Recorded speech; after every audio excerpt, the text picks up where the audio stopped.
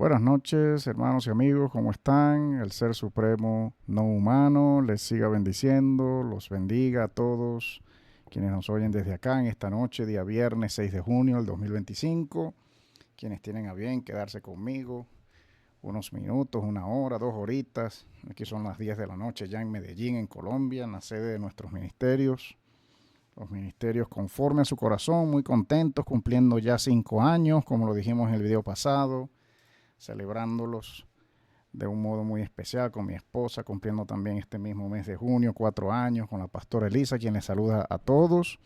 Es un placer, es una alegría para mí estar con ustedes una vez más en una nueva transmisión, una nueva enseñanza, un nuevo video, continuando esta serie, los apocalipsis, los dioses falsos de la Biblia, perdone usted.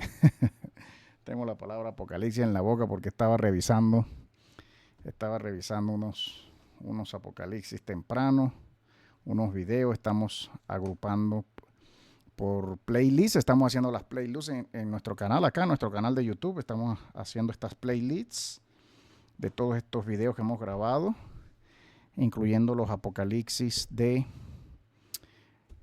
todos los playlists de todos los apocalipsis que se observan ahí, hermano, ¿verdad? En nuestro canal.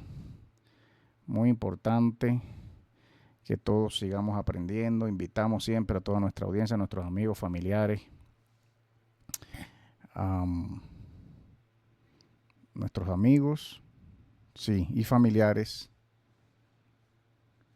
¿verdad? A seguir siempre aprendiendo con nosotros, hermanos, estudiando estos textos, estos libros bíblicos y extrabíblicos. Seguimos en este ministerio, en este llamado, traduciendo en vivo para usted los textos más controversiales y más necesarios de leer por todo este pueblo creyente, por todo un pueblo creyente. Disculpe usted, acá sigo yo acomodando ¿verdad? Sigo yo acomodando este micrófono. A ver, aquí estamos en vivo. Creo que ahí va a ser. Creo que aquí va a ser, sí. Seguimos aquí, hermano. ¿Qué le parece? Gracias por su atención, por su acompañamiento, sus preguntas, sus oraciones. Gracias por su tiempo que usted saca para estar con nosotros con estos videos. Y bueno, hermano, ¿qué contarle? Seguimos acá orando desde Colombia para todos nuestros familiares, amigos en Colombia, en Venezuela, en los Estados Unidos, en toda Latinoamérica, Europa, desde donde nos oyen. Enviamos nuestros abrazos, nuestros cariños, nuestras bendiciones. Y de parte, pues, del Ser Supremo, invocamos al Ser Supremo en esta hora, al Ser maravilloso, al Ser inteligente, supremo, que nos da la vida, el dueño de la vida, el sostenedor de la vida, el Ser sostenedor, el sin cuerpo, el sin sexo, el sin género, el inmortal, el invisible, el infinito, el que no está en libros de este mundo de maldad. Él no está, ese ser no está presente, no se encuentra en libros de este mundo de maldad, porque este mundo, hermano, lo gobiernan los demonios. ¿Quiénes gobiernan este mundo, hermano? Los demonios. ¿Quiénes nos gobiernan? Los diablos que nos gobiernan. Mire los gobernantes que tenemos hoy por hoy en cualquier país del mundo. ¿Quiénes son? ¿Son gente muy buena o son satanistas? Todos o la mayoría. Masones, ocultistas. ¿Ah? ¿Quiénes son los que nos gobiernan hoy por hoy en el mundo entero, hermano? Tenemos que ir despertando cada día más. ¿Y quiénes nos han gobernado desde siempre? ¿Quiénes son los que nos han gobernado desde siempre? Usted tiene que preguntarse, usted tiene que ya salir de todo engaño, de toda adoración idolátrica y religiosa, del Ser Supremo, del Ser que nos da la vida, del Ser que nos alienta, que nos sostiene, que sostiene la vida. Tenemos que ir saliendo cada vez más, hermano, de toda adoración idolátrica, de creer que el Ser Supremo es hombre o puede ser hombre o fue hombre, que el Ser Supremo tomó un cuerpo, que pasó de ser muy invisible a ser visible. Qué cosas más, qué conceptos más curiosos, más extraños, porque entonces estamos diciendo que el Ser Supremo muta, que el Ser Supremo, a quien llamamos perfecto, cambia y cambió, y que tuvo que cambiar y que tuvo la necesidad de cambiar. ¿Usted se imagina alguna necesidad en el Ser perfecto? Un concepto por demás incongruente. En el Ser perfecto no hay necesidad de ningún tipo. hermano. Ay, se va a perder el hombre, se perdió el hombre. No quieren caminar conmigo. Quieren hacer lo que les da la gana. Se va a perder el hombre si no voy yo mismo a salvarlo. Por favor, hermano. No se observa nada de eso en la parábola del hijo pródigo, por ejemplo. Nada de eso. Se observa en la parábola más famosa y más representativa de las enseñanzas de ese maestro, que se le atribuyen a ese maestro del Nuevo Testamento. No fue ningún padre a morir por ningún hijo rebelde. No fue ningún hijo mayor tampoco, enviado del padre a buscar ese otro, donde fuese que estuviese, y traerlo a la casa, rescatarlo. No, hermano, no se ve nada de eso en la parábola más representativa del llamado reino de Dios, del Dios de esos libros, ¿no? De los dioses de esos libros. No se observa nada de eso, no bajo ningún padre. No fue ningún padre, no descendió a ningún pozo, a ningún antro de mala muerte a sacar a su hijo, que se le había revelado y que se había ido con todo su derecho de irse porque tenía el poder de escoger su vida, de si dedicarla al bien o dedicarla al mal. Tenía el derecho, nos da el derecho, el Ser Supremo nos da la vida y nos da el derecho de escoger.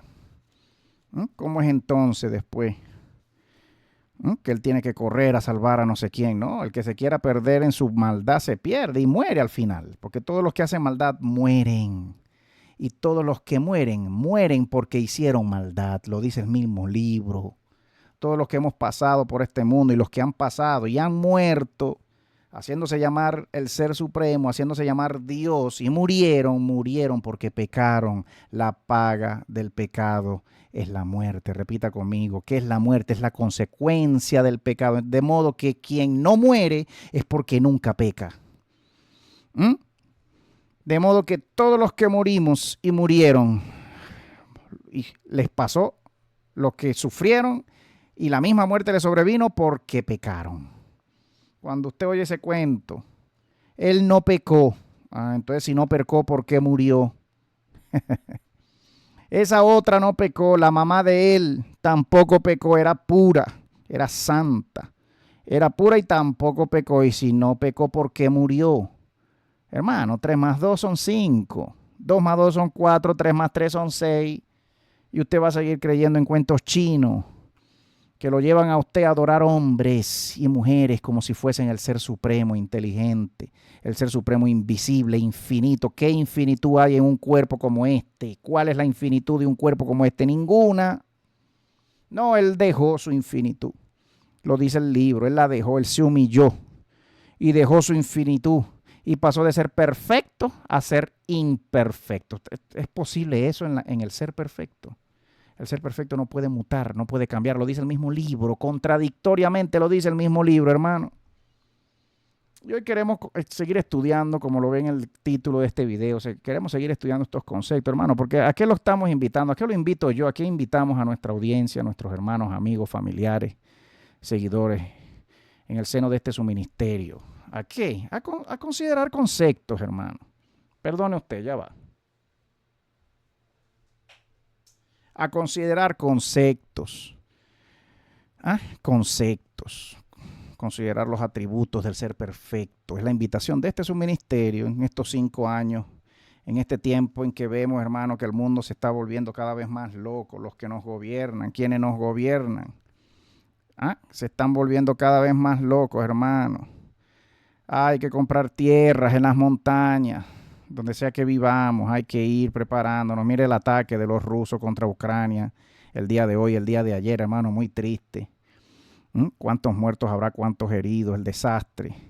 Los ucranianos contra los rusos contra los ucranianos.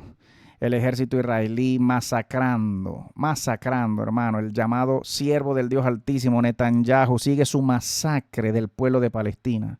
Una masacre, hermano, sin precedentes.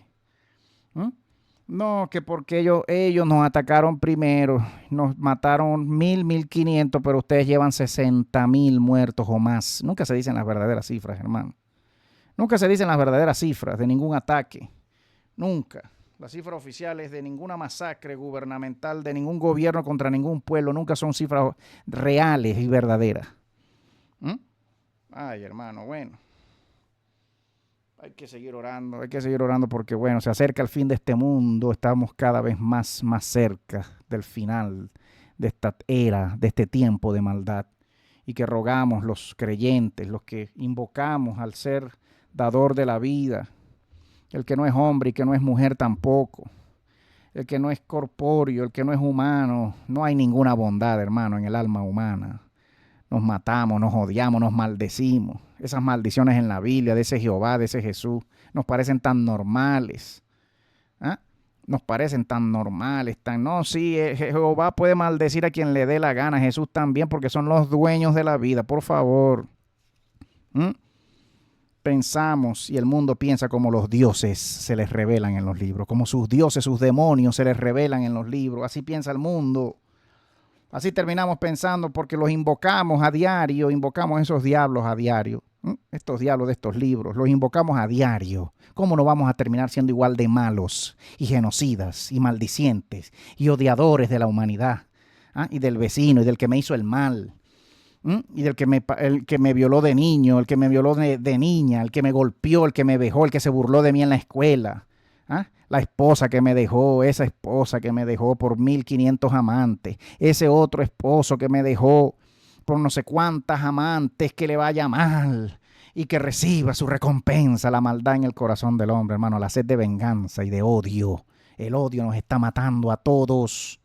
El odio consume desde niño y convierte a los niños en asesinos seriales, hombres y mujeres, en prostitutas, en asesinos, en genocidas. El odio. No hay amor en este mundo. De muchos padres a muchos hijos no hay ningún amor o muy poco amor.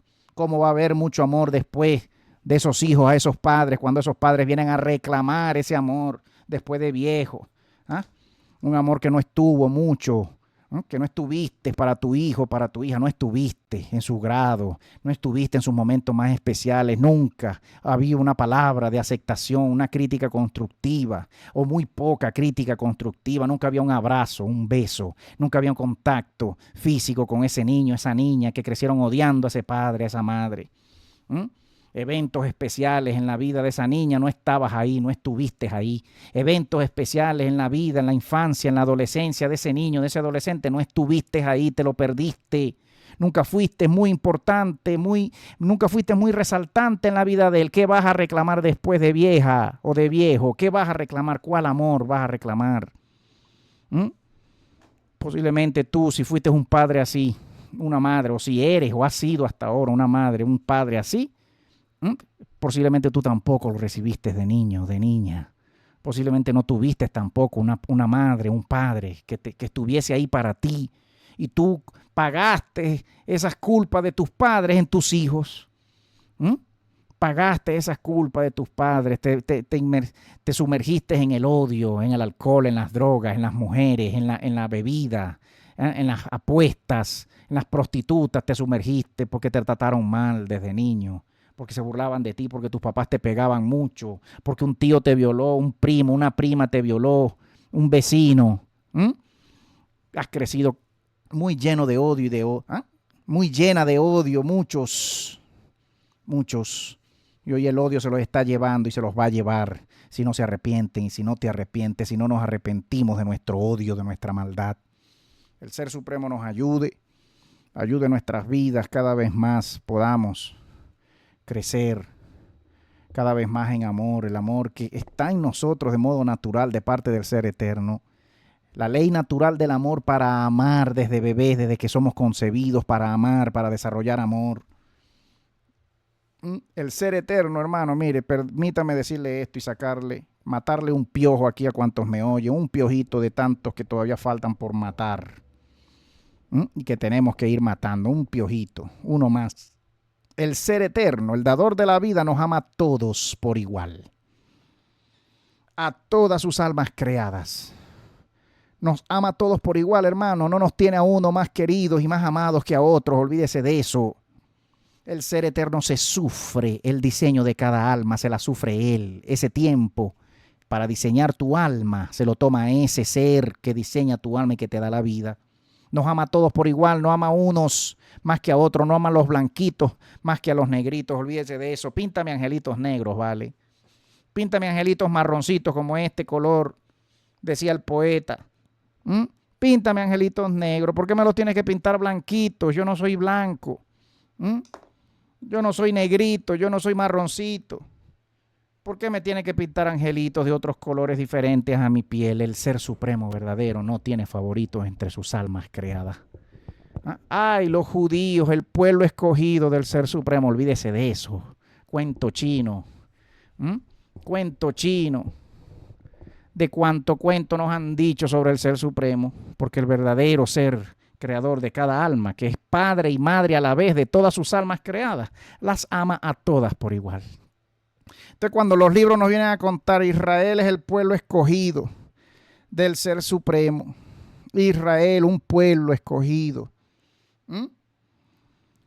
Abraham tuvo a Isaac y Abraham amó más. ¿A quién? A su hijo, ¿cómo se llamaba el hijo de Abraham? Ismael. Ismael fue el primero, el primogénito. Amaba a Abraham, a Ismael, más que a su otro hijo. Al primero que al segundo. Bueno, al primero lo echó. Dice el libro que lo echó porque su Dios y su esposa le dijeron, echas a otra. No va a heredar con nuestro hijo Isaac.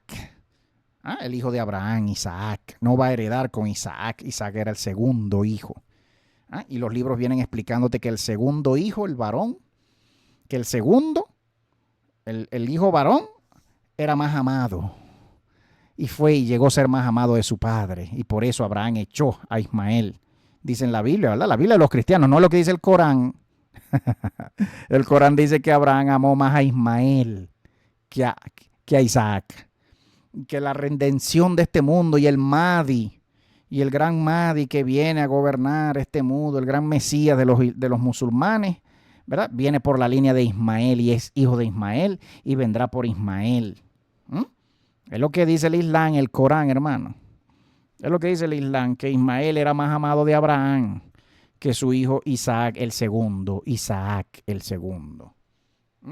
Ay, hermano, y luego se repite el mismo cuento. Ese mito, ese cuento, esa mitología del padre que ama más al segundo que al primero y que se ve por toda la Biblia, que termina bendiciendo más al segundo hijo que al primero, se repite cuando Isaac tiene sus dos hijos, Esaú y Jacob. Se repite. Esaú fue aborrecido, como dice el libro, Esaú aborrecí y amé a Jacob. Cuando habla a Jehová, habla de ese modo, como si Jehová fuese el mismo Isaac, o Isaac fuese el mismo Jehová, porque Isaac hizo lo mismo que Abraham. Bendijo a Jacob el segundo, el usurpador. Jacob, Israel, es el usurpador, es el segundo hijo. Y usted, hermano, ¿cuántos hijos tiene usted? Usted me puede decir si usted ama más al primero, al primogénito, o a la primogénita que a su segundo hijo, a su tercero, a su cuarto, a su quinto. ¿A cuál hijo de usted, a cuál hijo de sus hijos usted ama más? Para poder usted creer que si usted no, ama, ¿verdad? Si usted ama a cualquiera de sus hijos más que a otro, pues muy bien se le puede entender, ¿verdad? Su fe cuando usted dice y predica. Y cuando el cristianismo y el judaísmo dicen y predican que Israel es el pueblo escogido, que Netanyahu pelea por los hijos de Dios y por el pueblo de Dios y es finalmente el siervo del Dios Altísimo, como muchos profetas judíos y cristianos de este lado del mundo oran por Netanyahu todos los días. Yo no sé por qué oran para él. ¿Será que orarán por Netanyahu para que siga matando gente? El siervo del Dios Altísimo. Bombardeando niños y niñas inocentes. ¿Qué culpa tienen esos niños y familiares? Y mucho pueblo de que jamás se oculte, de que los terroristas financiados por Israel, salió en estos días, financiados por el gobierno de Netanyahu, salió admitiéndolo el mismo Netanyahu, que ellos financiaban a Hamás y que Hamás es creación del mismo Estado de Israel para poder barrer esa zona en algún momento y poder hacer y salir a hacer la guerra final de los últimos tiempos, las guerras humanas de los últimos tiempos, como ya están saliendo a hacerlo, como ya Trump ha anunciado también. Ya Trump el día de ayer dio la orden de que Estados Unidos tome por defecto, de plano y de facto, todo el territorio de Groenlandia, y ha amenazado a Canadá diciéndole en estos días, Trump, diciéndole a Canadá que si no se unen como el 51 51º estado de los Estados Unidos no van a poder gozar de la protección de misiles y del escudo de misiles, la cúpula de oro que Estados Unidos va a disponer alrededor. La cúpula de oro en defensa para el territorio de los Estados Unidos. Si Canadá no se une, no van a poder participar. La coerción, hermanos, la coerción y el uso de la fuerza bruta para conquistar el mundo entero. Ya se están alistando todos esos países, hermanos. Ya se están alistando los chinos, los rusos, las potencias nucleares de este mundo, ya se están alistando para salir. Pero hoy queremos hablar de este tema. ¿Hasta cuándo vamos a seguir creyendo que el Ser Supremo verdadero tiene favoritos? ¿Hasta cuándo? Si no es así en nuestra casa. En mi casa nunca fue así. No había favoritos en mi casa. Mi mamá, mi papá jamás nos criaron a nosotros atendiendo a un hijo más que al otro o mejor que al otro. Aunque a mí me dijeran, cualquiera me dijeran, ay, con Teodoro, con Teo, ay, sí, mi mamá siempre ha sido muy especial conmigo y mucha gente. Diciendo, ay, sí, con Teo. No, mentira. Yo mismo tuve muchos estudiantes chiquitos, niños en mis salones de clase, en mi escuela de idiomas, hace muchos años en Puerto Ordaz, en mi país, allá en Venezuela. Y teniendo niños, porque no tengo hijos todavía, ni hijas, no tengo hijos de sangre todavía, pero tengo muchos hijos por la vida y ellos se saben hijos míos. Hoy mismo estuve hablando con una de ellas, una estudiante, que se sabe hija de un profesor, de un teacher Teo, en un salón de clase, porque la tuve desde chiquita hasta grande, ella y sus hermanas, y su mamá de ella también, y su papá de ella también en mi oficina. La profe Adriana, profesora Adriana, me ayudó a atender niños en mi escuela. Adriana hoy por hoy una mujer de bien, desde pequeña, y sus hermanas muy chiquitas, de 5, de 6, 7 añitos. Igual que mis sobrinos y sobrinitas hoy, pues felicito a mi sobrino Ronnie Javier. Si me oye por acá, Ronnie Javier, estoy muy orgulloso de ti. Hoy estás cumpliendo 14 años. Fue mi estudiante también en mi escuela. Un hijo más, lo quiero como un hijo, igual que a mi hija Génesis, mi sobrinita Génesis, Gabriela, donde quiera que esté. Feliz cumpleaños, nena, feliz cumpleaños, Ronnie Javier. Los amo, los extraño, espero verlos pronto. Mis hijos en la vida, mis sobrinos, mis estudiantes, donde sea que estén, los tengo. Y hoy por hoy, hoy acá, en este ministerio, tantos amigos, hermanos, pastores, ministros, seguidores que todavía tienen a bien escribirme, saludarme cuando yo los saludo también, porque a muchos, la mayoría soy yo saludándolos, por lo general, casi siempre saludo yo adelante, porque siempre lo he hecho, siempre lo haré, siempre seré el amigo que todos necesitan de mí y que muchos han tenido en mí y yo he tenido en muchos, siempre seré ese amigo, nunca, por cuestiones de fe o de religión, por cuestiones de creencia o de conocimiento, jamás le he cerrado yo la puerta de mi corazón a nadie, aunque otros ya lo han hecho conmigo y hoy estoy vetado del corazón y de las redes y de mucha gente que hoy por hoy extraño y amo y quise y amé. Hoy por hoy soy un demonio para muchos, pero seguimos hablando, hermano, porque los libros no muerden, hermano, pero los libros aguantan todo, el papel aguanta todo. Y hay consideraciones que debemos siempre hacer cuando leemos libros religiosos, comenzando por la Biblia y luego pasando a cualquier otro libro. Si vamos a estudiar religiones comparadas, si vamos a estudiar en la vida mitologías comparadas, las creencias, la fe de los pueblos de este mundo. Mira acá este autor hoy, siguiendo con esta serie, este video número 20 de la serie Los dioses falsos de la Biblia. El supuesto y único y falso pueblo de Dios, el supuesto y falsamente pueblo escogido de Dios. Se llama este video, ¿verdad? Y mira estas consideraciones acá que les voy a traducir en vivo de parte del autor Mauro Viglino. Este pueblo escogido, primera parte de este capítulo 9, de este 20º video. El concepto del pueblo escogido es excepcionalmente delicado. Se presta a sí mismo, se brinda a sí mismo para lecturas instrumentales que, desafortunadamente, son a veces utilizadas, estas lecturas, para justificar posiciones racistas de ambas partes, con las consecuencias trágicas, con todas las consecuencias trágicas que la historia nos ha mostrado. ¿Qué va a traer?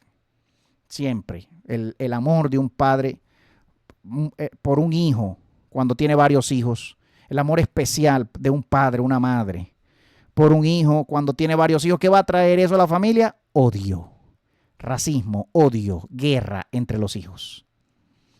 Un análisis cuidadoso de los orígenes de este concepto nos puede guiar a la difusión de la bomba de espera. Dice acá, diffusion of the waiting bomb. Puede guiar a la difusión,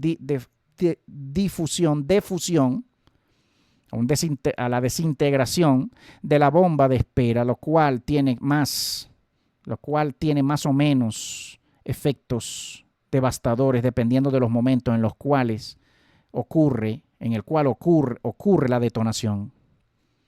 Como es el caso frecuentemente, la verdad libera a uno y remueve las fundaciones más profundas en las cuales las contradicciones y las falsificaciones están asentadas. Como frecuentemente es el caso, dice acá el autor. La verdad remueve libera y remueve los principios, los fundamentos más profundos sobre los cuales descansan las contradicciones y las falsificaciones. Veamos primeramente cómo una parte del pensamiento judío se representa o está representado en este concepto. Veamos primeramente cómo una parte del pensamiento judío. Desde la perspectiva judía, la iglesia cristiana ha reclamado tomar el lugar de los israelitas como el pueblo escogido. Desde esta perspectiva judía, ¿no? Ellos dicen, los judíos, o desde esta perspectiva judía, a nivel general, la iglesia cristiana, la llamada iglesia cristiana, ha reclamado haber tomado el lugar de los israelitas como el pueblo escogido, inventando doctrinas humanas e interpretaciones erróneas y negando las raíces judías de esta idea. Cuando se encontró con este problema, la iglesia teorizó y postuló una distinción entre el Israel físico y el Israel espiritual, la llamada iglesia, ¿verdad?, católica y luego la iglesia evangélica, como por ejemplo, como se ve acá, la iglesia misma, quien al final se convertiría en la única recipiente, la final y única recipiente de las promesas hechas a los israelitas en la Biblia. ¿O no es así, hermano?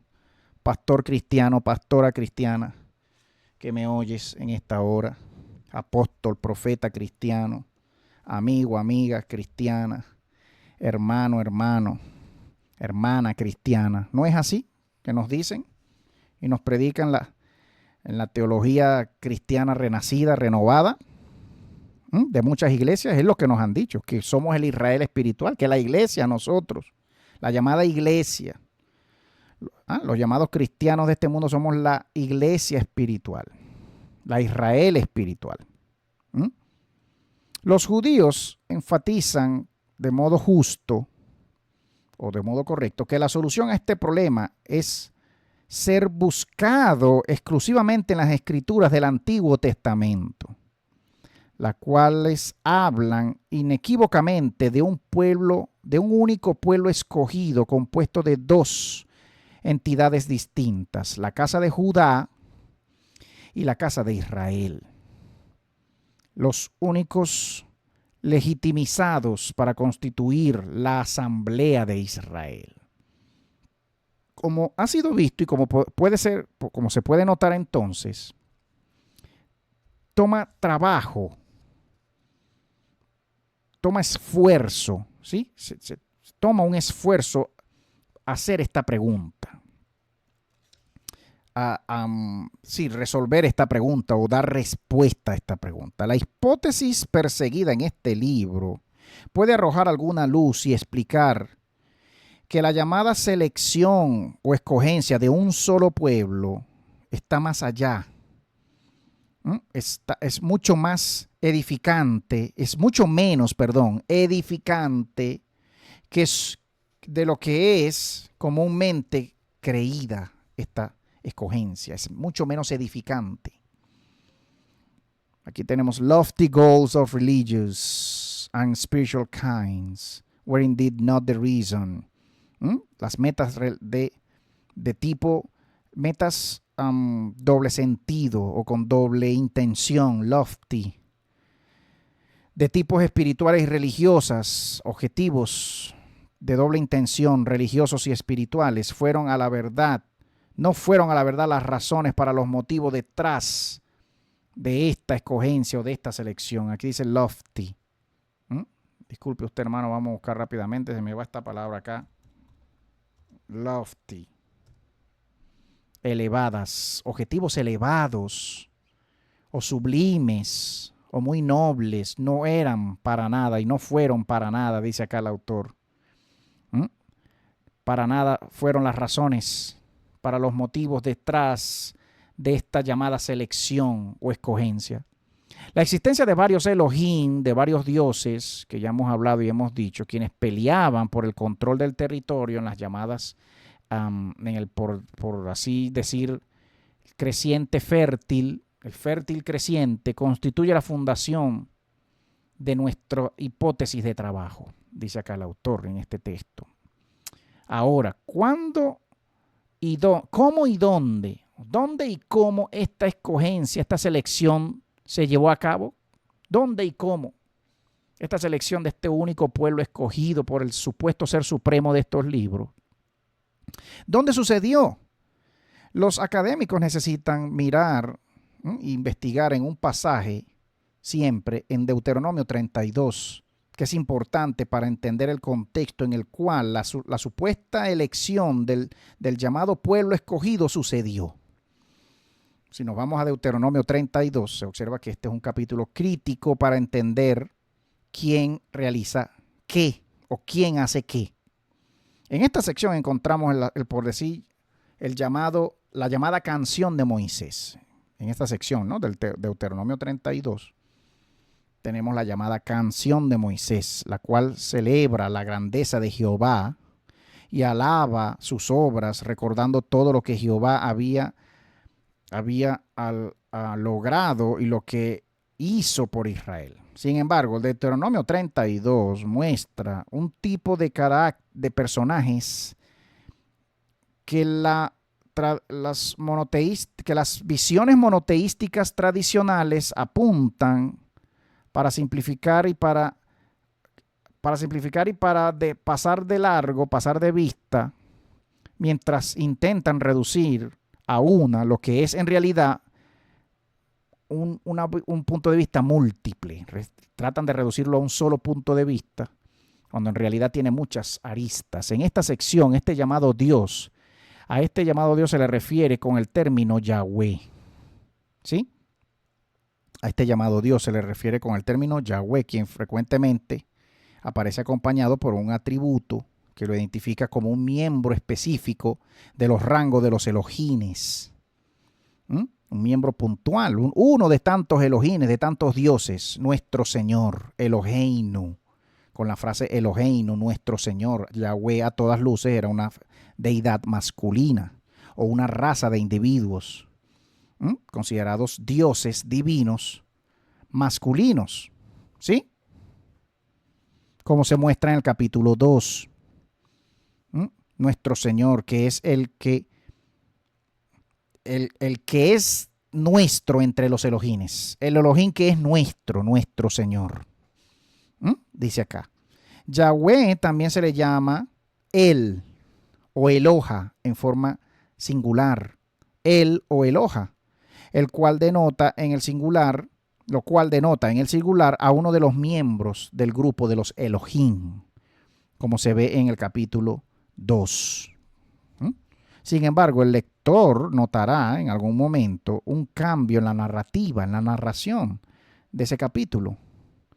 El sujeto cambia. Este llamado Dios ya no es llamado Jehová en el texto. A este llamado Dios ya no se le llama Jehová en el texto. ¿Cómo es esto? Bueno, vamos a seguir leyendo.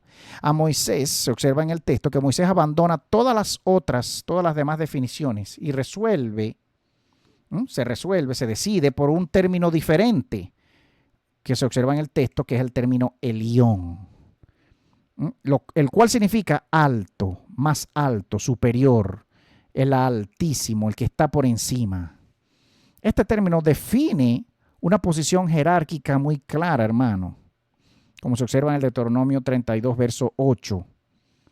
Cuando Elión hizo herederos las naciones, cuando cuando, en la frase en el 32:8 de Deuteronomio, dice así: cuando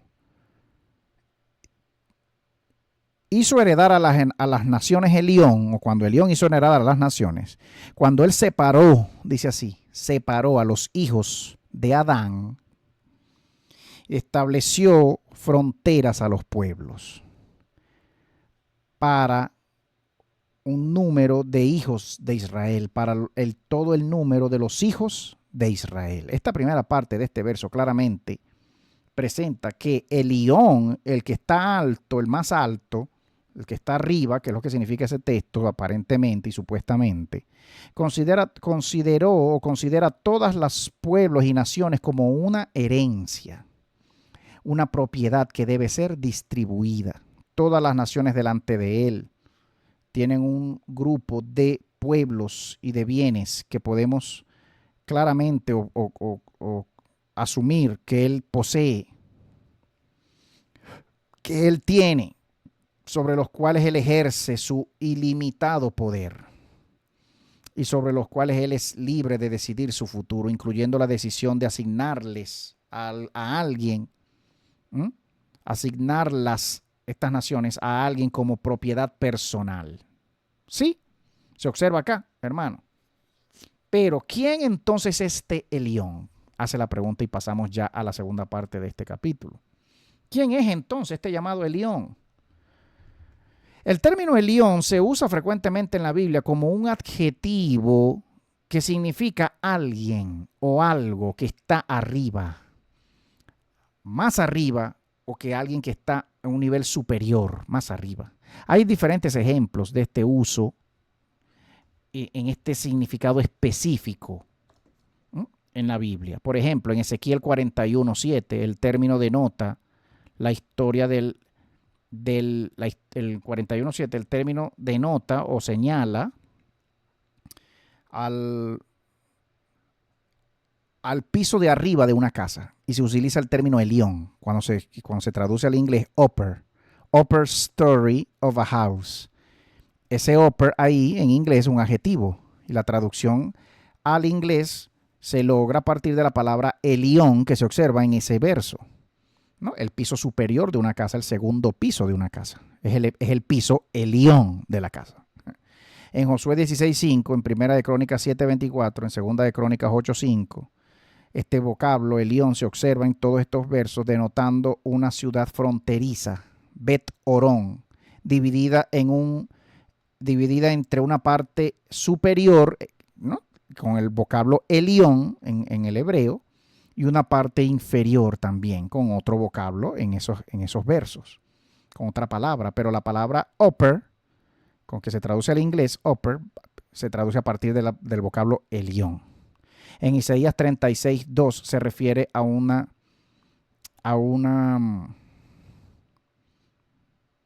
piso llamado Eliona.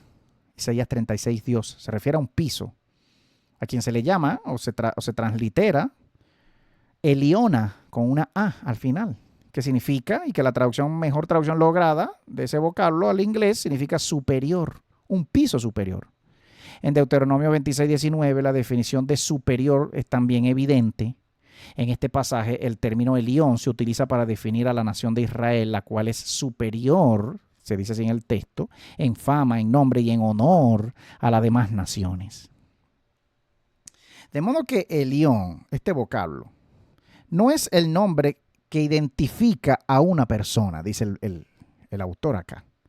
No es un nombre propio, sino que es un término que denota una posición, que denota una función y una cualidad en esos versos, en esos libros en la Biblia. Hermano, esto hay que detenerse y esto hay que considerarlo.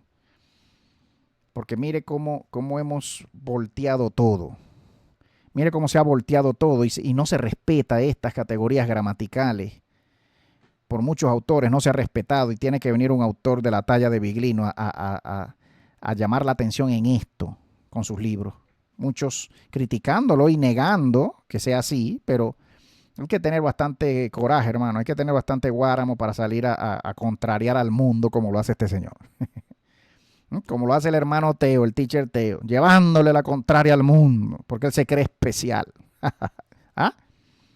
Con esto en mente, regresemos a Deuteronomio 32. La asignación de la herencia por aquel que está arriba, de parte de aquel que está arriba, eventualmente resulta en una división de las naciones entre los diferentes Elohim, es decir, entre los diferentes dioses, como se observa en el verso 9 del capítulo 32 de Deuteronomio. Porque este Jehová también tiene su parte pequeña, también obtiene de esta división, este Jehová también se queda con su pequeña parte, como lo dice el 9, el verso 9, que una porción Jehová a su pueblo, Jacob, del territorio de su herencia, dice así, una porción tomó Jehová de su pueblo, de Jacob, 161, perdone acá, 169, 160. El término Chebel, que significa cuerda, como se observa ahí, ¿no? Jehová, Jacob, la cuerda o territorio, la cuerda del territorio de su herencia. El término Chebel, que significa cuerda, e indica por extensión una porción de territorio medido con una cuerda. Esta expresión es muy elocuente y muestra que los autores bíblicos se referían a las áreas geográficas precisas definidas por fronteras muy claras. Estamos lidiando, hermano, acá con una división de territorio que se está lidiando acá en estos textos con algo que efectivamente es una división territorial. La definición y el establecimiento de esferas de influencia sobre ciertas naciones y pueblos por ciertos individuos. Y de modo muy notable, el pueblo descendió de Jacob. El pueblo que descendió de Jacob, los descendientes de Jacob, llegaron a ser la herencia de Jehová después de la división hecha por Elión. El que está encima, el que está arriba, Elión. Miren acá, Moisés dice de Jehová, Moisés dice esto en el verso 10 del capítulo 32 de Deuteronomio. Se encuentra él su tierra en el desierto, y en la ausencia de estructuras hay desolación y desierto, tenebroso, howling, y él rodea su mirada alrededor de él y le protege como la manzana de su ojo.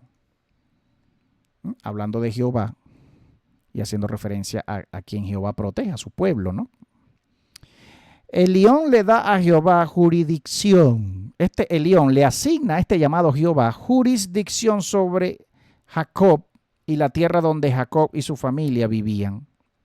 Jehová, dice la Biblia, tiene excelente cuidado de la familia de Jacob. Y eso es todo lo que se dice en esos textos. Está claro entonces que el emparejamiento de Jacob, de la familia de Jacob con Jehová, no tiene significancia universal particular, así como tampoco expresa un mensaje global para toda la humanidad.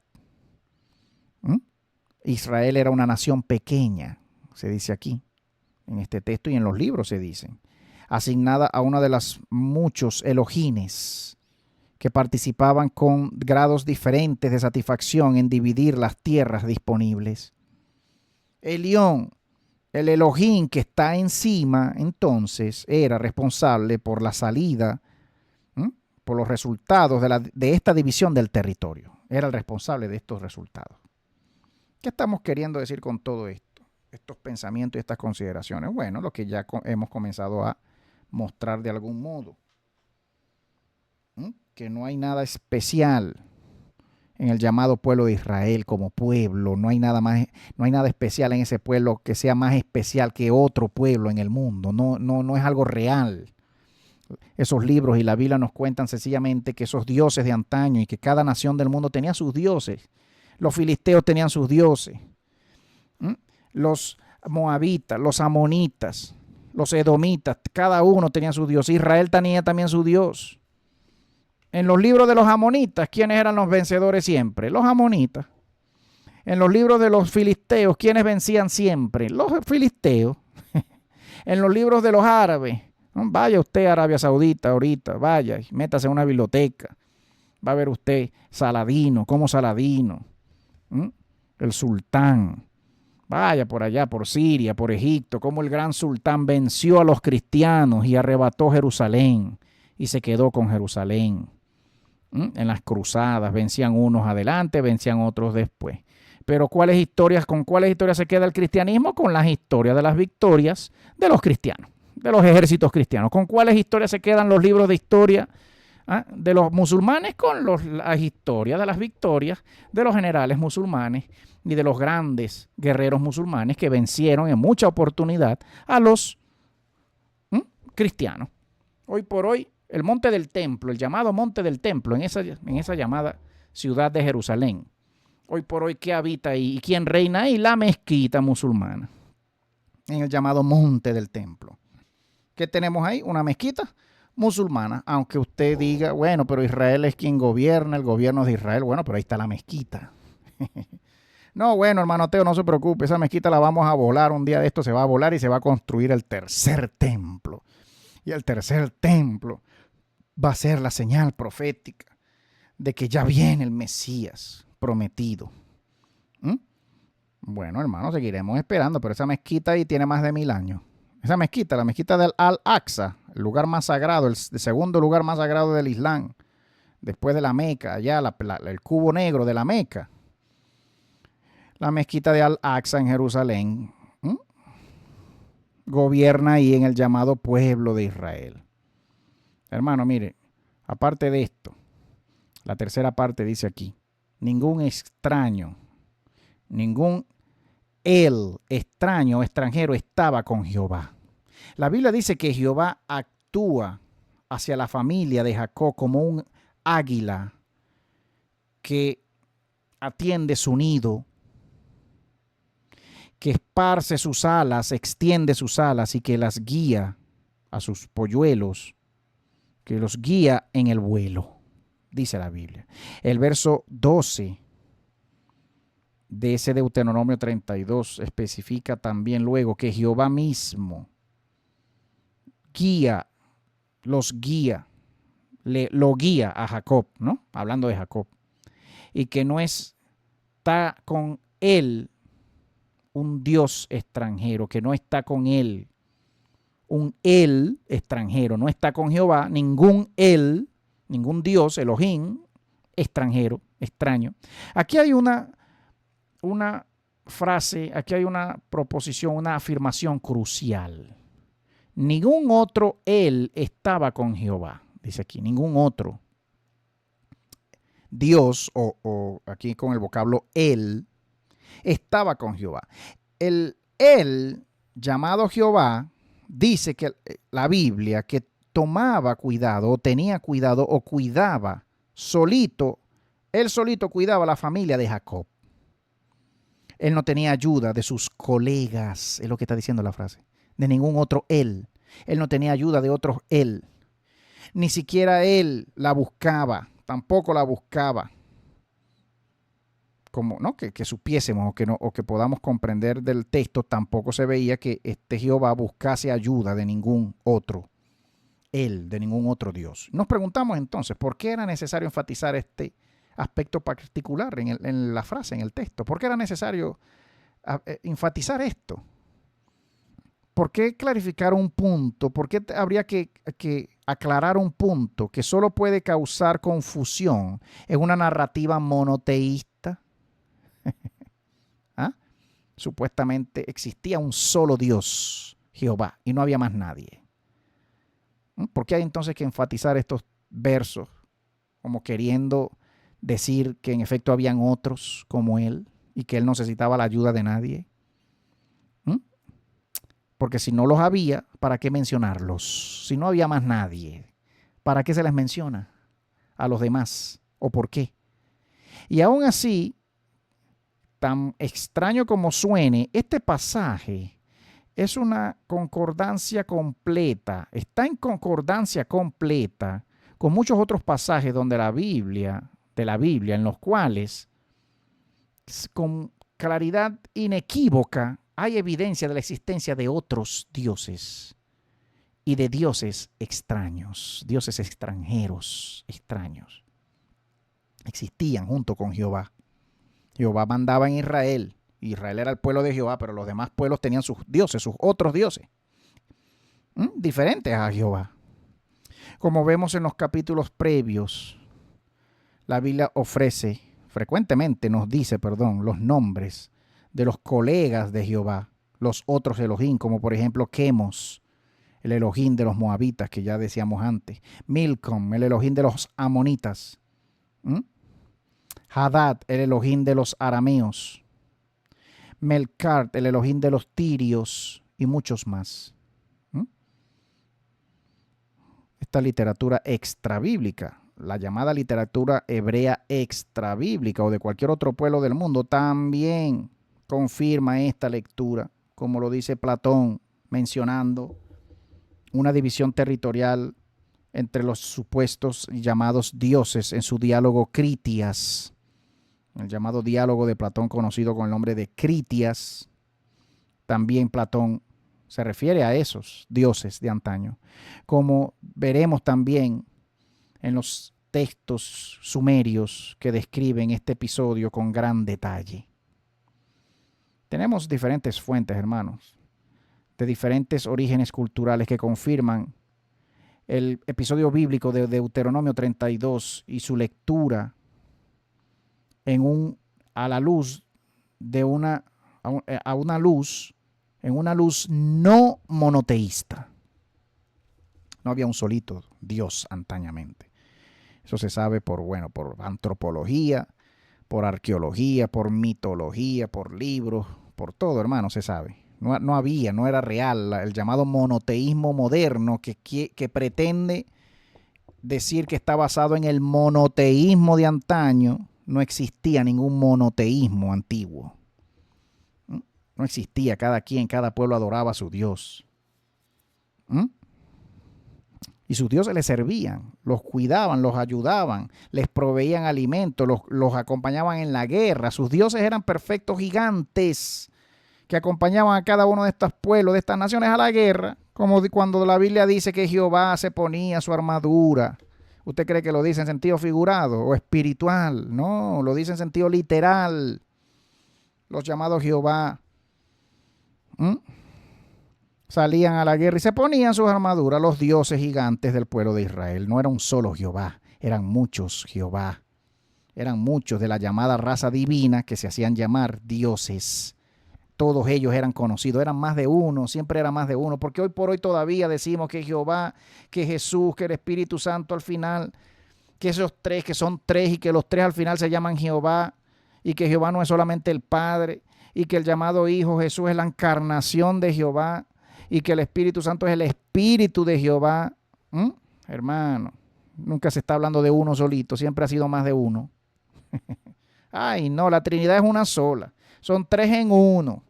No, nunca fueron uno solito, siempre fue más de un Dios. Los llamados Jehová entre ellos como razas de individuos, siempre fue más de uno. Puede que haya sido 2, 3, 4, 5, 10, 20,000, pero era una raza de dioses que gobernaban en todo el pueblo de Israel. Los llamados Jehová. Es lo que demuestran los libros, hermano. La lectura profunda, el análisis profundo, la exégesis profunda, la hermenéutica profunda de estos textos, la filología profunda de estos textos denota eso y guía hacia esa noción y hacia esa interpretación. Mire aquí, disculpe usted, con la ayuda del Ser Supremo que nos ayuda acá y que oramos que le esté ayudando a usted a comprender esto. Siempre es nuestra oración.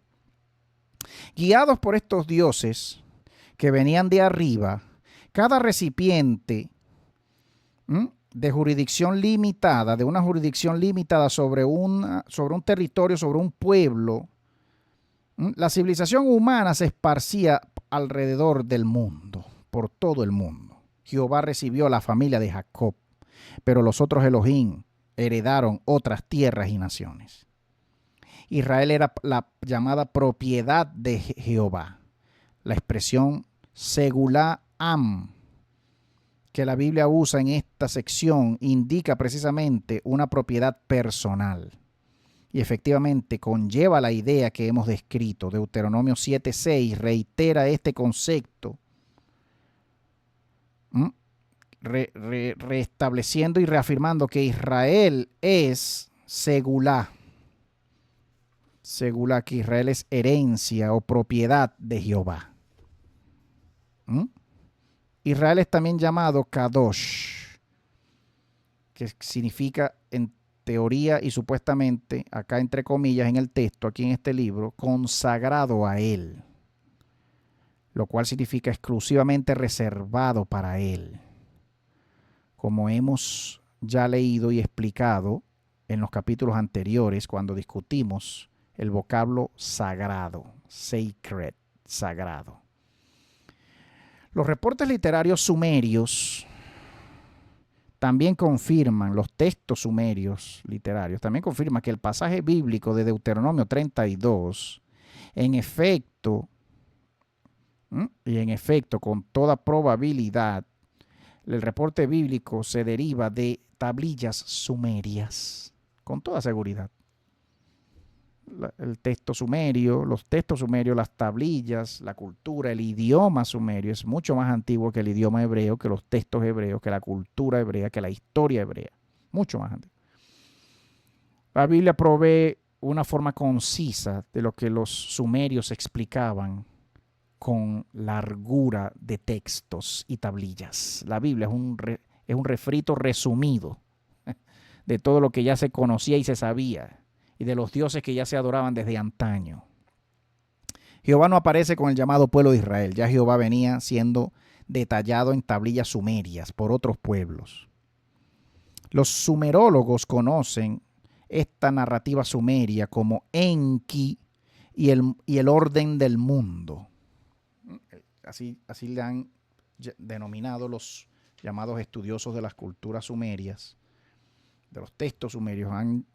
Le han puesto el nombre a estos textos a modo general como Enki y el mundo y el orden mundial. En esta historia, el comandante Anunnaki Enki define los destinos del mundo mediante el arreglo de la partición de poder entre los Anunnakis menores, los menores a él, los que estaban por debajo de él.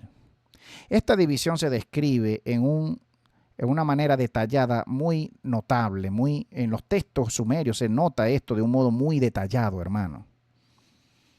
En estos textos, este llamado Dios Enki es superior a todos los demás dioses. Tiene el poder de determinar los destinos de las diferentes tierras y territorios, los cuales son nombrados en sucesión en el texto. A saber, comenzando con Sumeria, luego con Ur, luego con Meluja, luego con Dilmun, luego con el territorio de Elam, que también se menciona en la Biblia y aparentemente denota la tierra de Irán, el actual Irán, la antigua Persia. Aquí luego en la secuencia se menciona Marjasi, luego Amartu, se menciona el Tigris, la región del Tigris, se menciona la región del Éufrates acá, y luego la región Marshi. La religión Marshi y luego el mar. En ese orden. De último se pone al mar. La cúpula, hermano, que rodea toda la tierra plana. El mar. El mar grande. La cúpula hasta llegar al mar. La tierra es plana, hermano, es redonda, es circular. Tierra plana circular. El centro de esta tierra era Sumeria. La antigua Antártida, la actual Antártida, lo que queda de la Antártida hoy por hoy. Había un centro, había unas tierras en el centro. Y algunos dicen que con tantos diluvios, esa tierra fue convirtiéndose en una isla, como lo en efecto hoy por hoy la Antártida es una isla. El líder supremo estableció lo que hoy se llamaría como un nuevo orden mundial. Este llamado Dios Enki, en estos textos sumerios, Enki, también distribuye privilegios y responsabilidades a los Anunnakis individuales por debajo de él. Era era una deidad masculina, Enki, a todas luces en los textos. Él asigna a estos dioses menores el desarrollo de diferentes actividades que constituyen la base de la civilización humana, como son la agricultura, ¿verdad? Como son el emparejamiento de los animales, ¿sí? Como lo es el tejido, la construcción, ¿no? el tejer ropa, textiles, la construcción y así todas las demás actividades necesarias para lo que se llama civilización humana. Los sumerios eran tan precisos en describir estos eventos que no olvidaban mencionar los aspectos menos edificantes como lo eran el comportamiento de los llamados dioses.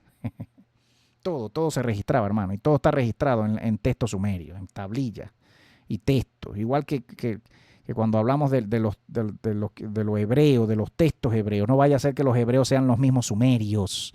No vaya a ser que los llamados hebreos y los textos hebreos y la cultura hebrea y los pueblos hebreos sean los mismos llamados sumerios, sean los mismos llamados egipcios, los mismos llamados mesopotámicos. No vaya a ser, hermano. Nos hacen creer a veces y nos quieren hacer creer que estos eran diferentes y muy diferentes pueblos. Es posible que sí, es posible que no.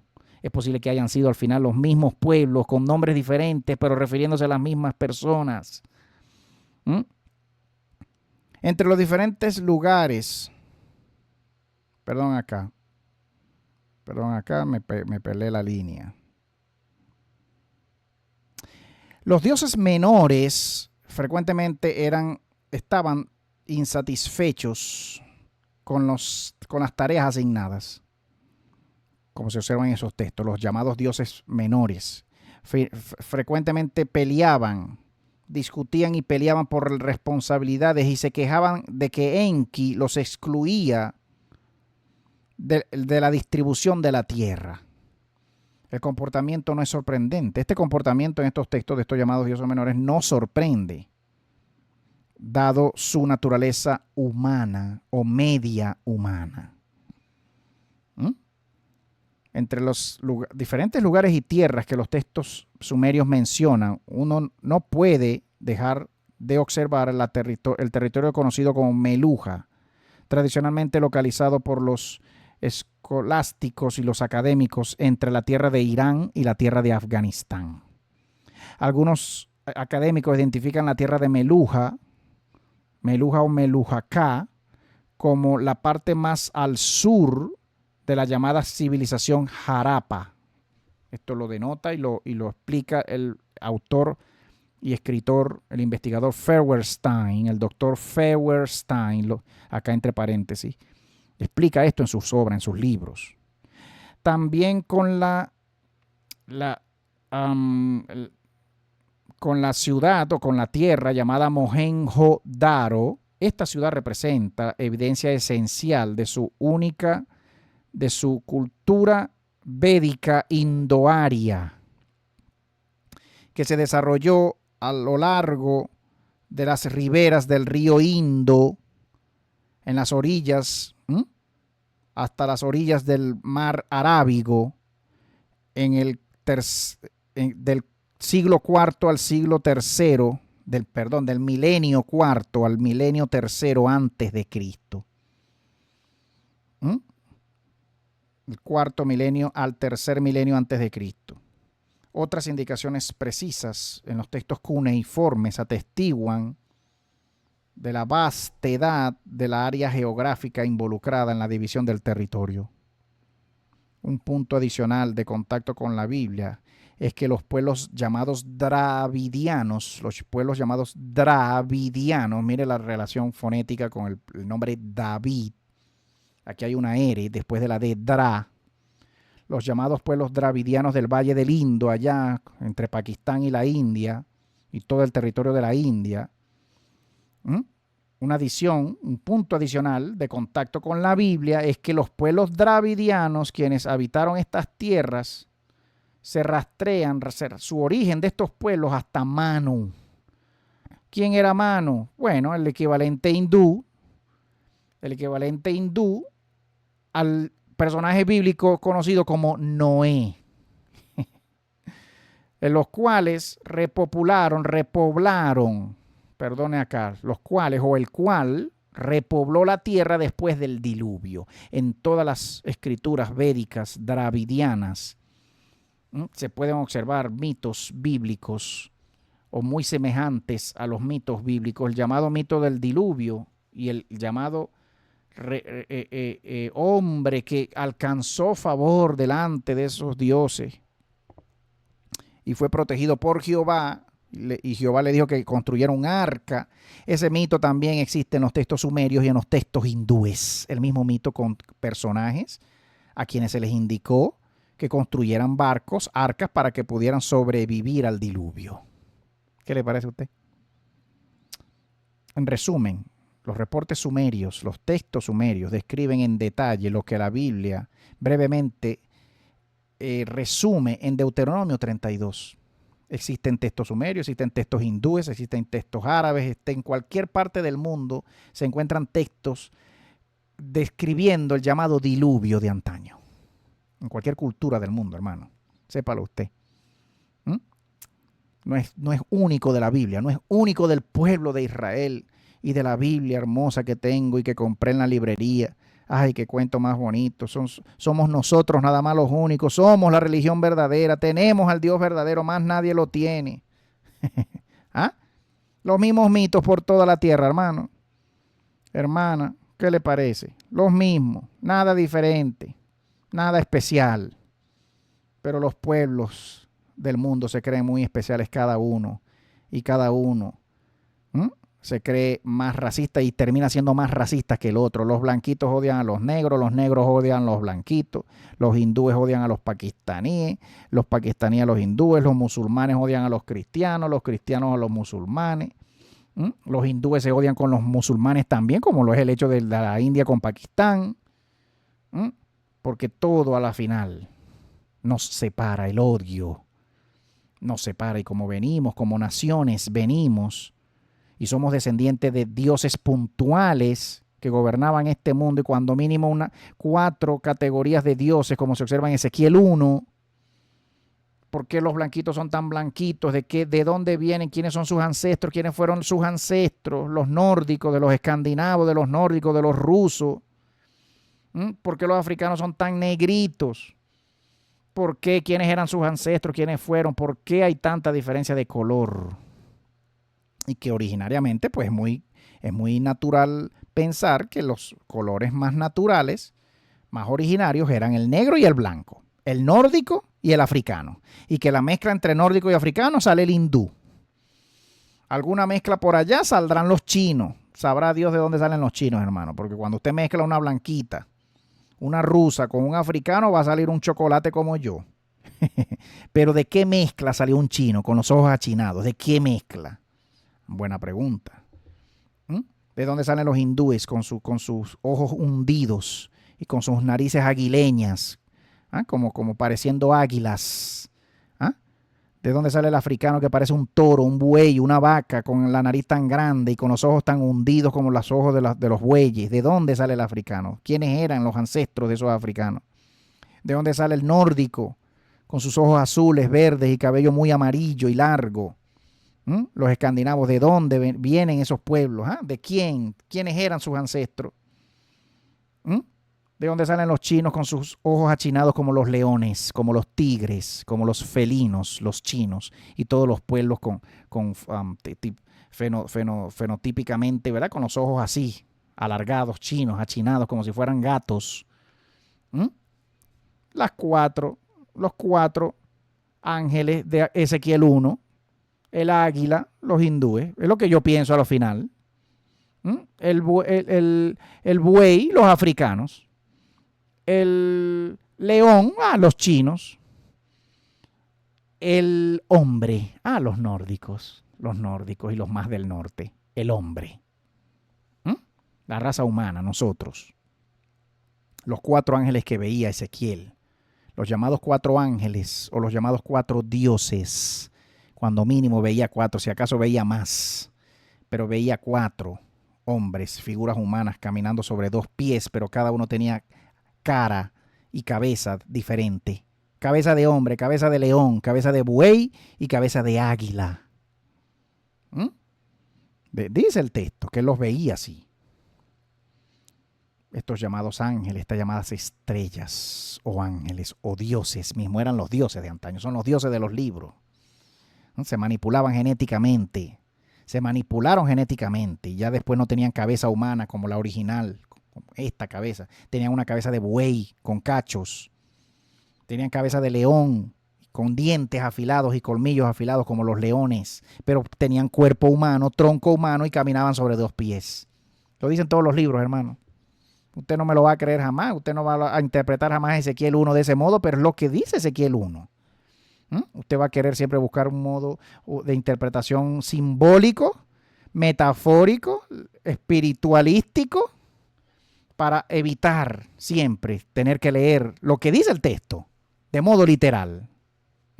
Porque como no lo entiende de modo literal, hay que buscarle siempre los teólogos, los estudiosos, los que confunden a los pueblos, los gobiernos de este mundo y sus prelados de sus religiones, dando interpretaciones metafóricas, simbólicas, siempre a lo que se lee en los textos, que siempre se puede entender y siempre se va a entender y lo va a entender todo el mundo de un solito modo si lo interpretamos todos los que leemos de un modo literal.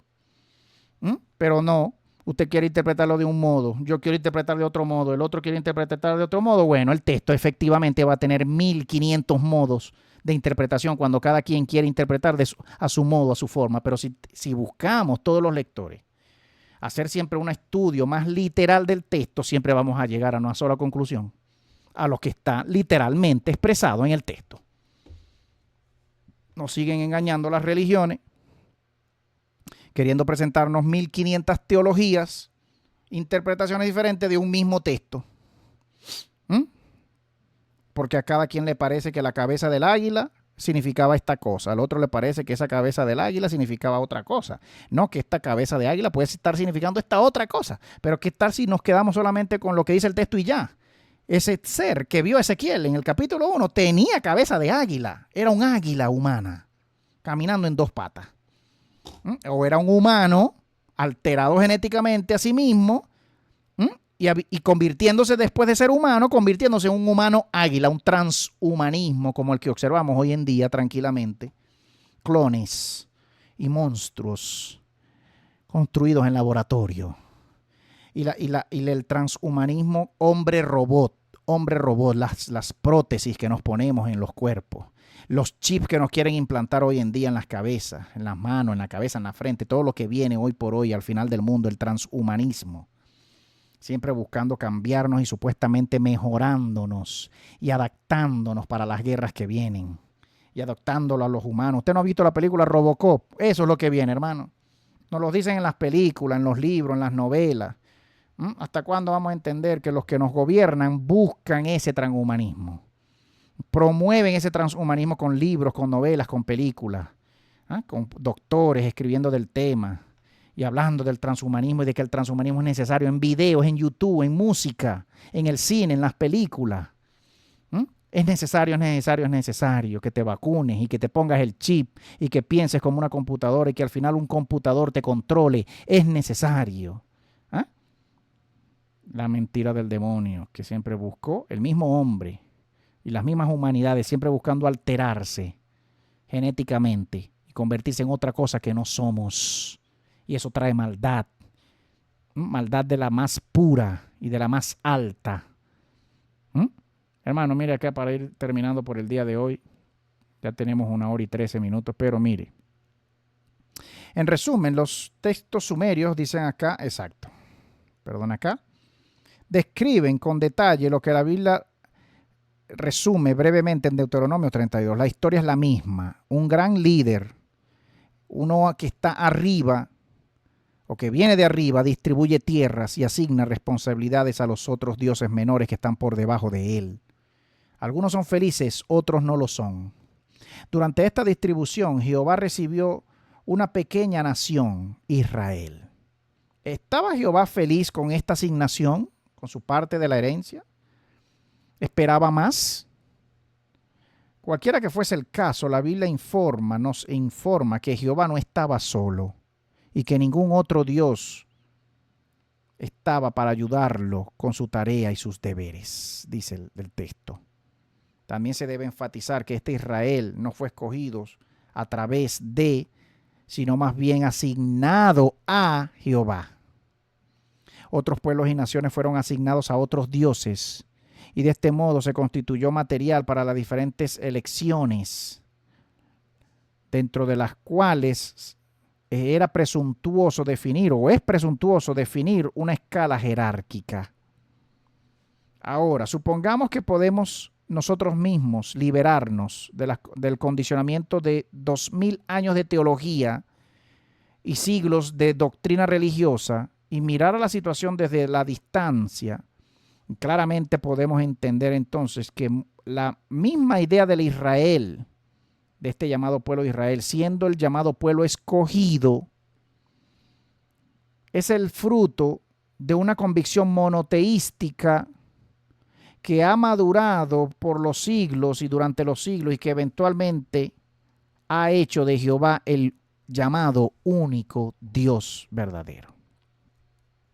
Este desarrollo monoteístico tomó lugar primeramente en el reino hebreo y luego tomó forma, fue reformado, se le dio una forma nueva, fue revisado y fue reconstruido por numerosos movimientos teológicos en los mundos cristianos e islámicos.